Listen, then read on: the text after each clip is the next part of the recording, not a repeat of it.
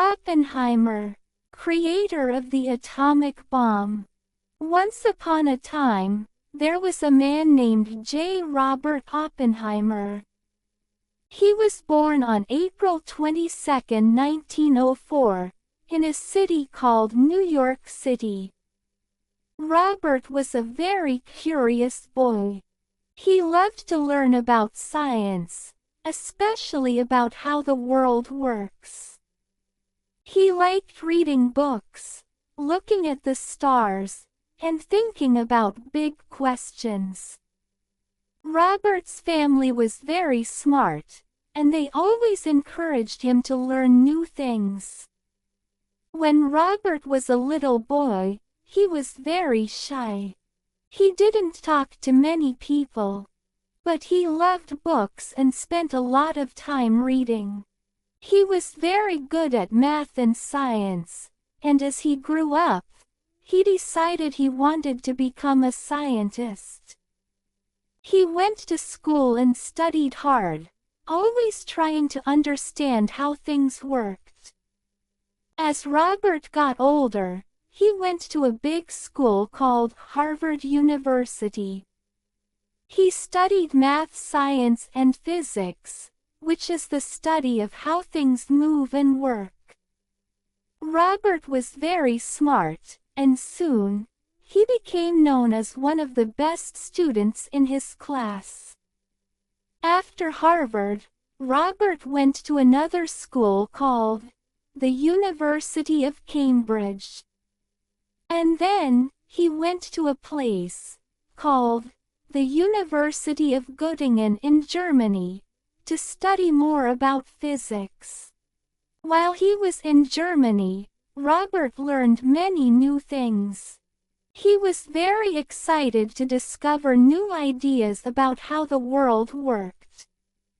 Robert started to understand that everything in the world, like the stars and the planets, was made of tiny things called atoms.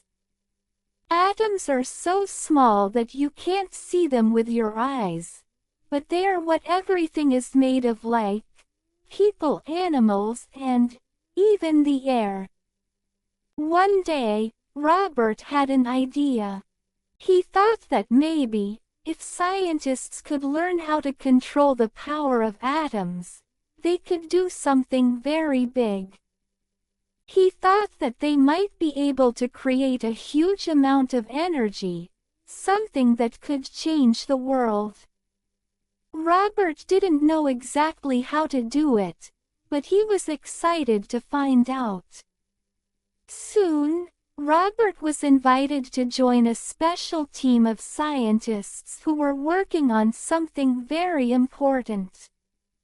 This team was in charge of creating a new kind of weapon that could help win a war. The weapon was called the atomic bomb. The scientists working on this project were trying to figure out how to use the power of atoms to create a huge explosion. The project was called the Manhattan Project. Robert was chosen to be the leader of the project because of his great knowledge of science. He became very focused on the project, and he worked with other scientists who were also very smart. They worked in a secret place in the desert called Los Alamos, New Mexico. At Los Alamos, Robert and his team of scientists worked day and night. They did many experiments to learn how to split atoms, a process called nuclear fission. When an atom splits, it releases a lot of energy, and the scientists were trying to figure out how to control that energy to create the bomb. It wasn't easy. Sometimes, the scientists made mistakes, and things didn't go as planned. But Robert didn't give up. He kept working with his team, encouraging them to keep trying.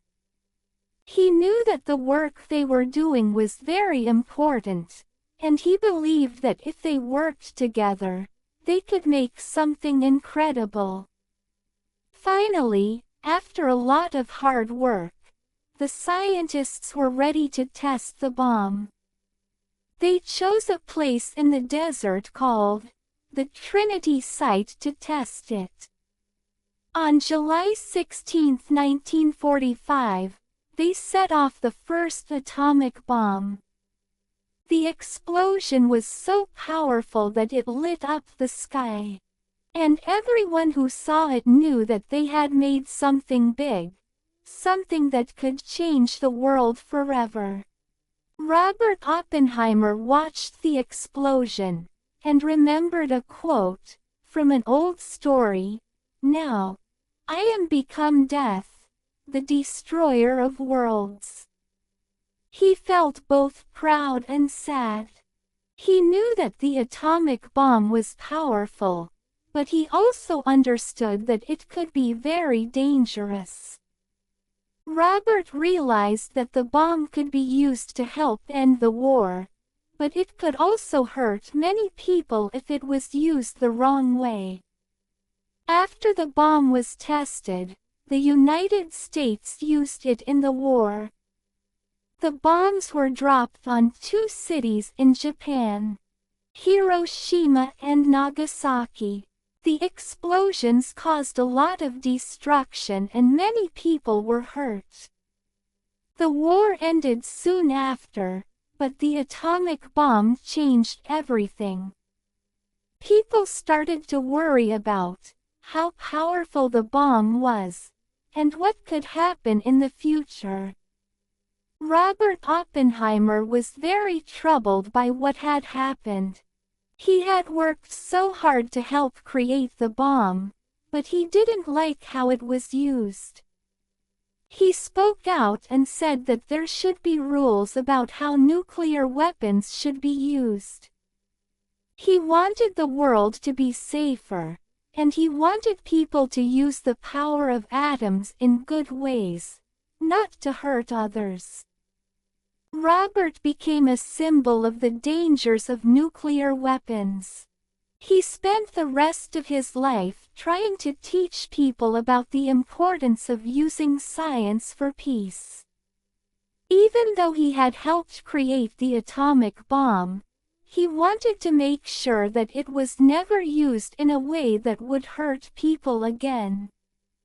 Later in life, Robert became a professor again, and he taught other scientists about the importance of using science wisely. He also wrote books and gave talks about the work he had done and the lessons he had learned. He wanted everyone to understand that science could help make the world a better place, but only if it was used for good. Robert Oppenheimer died in 1967. But his work still affects the world today. The atomic bomb changed history, and Robert's story reminds us that science is powerful. It can be used to do amazing things, but we must always be careful with how we use it. Robert Oppenheimer's life teaches us to always think about the consequences of our actions, and to use knowledge to make the world a better place for everyone.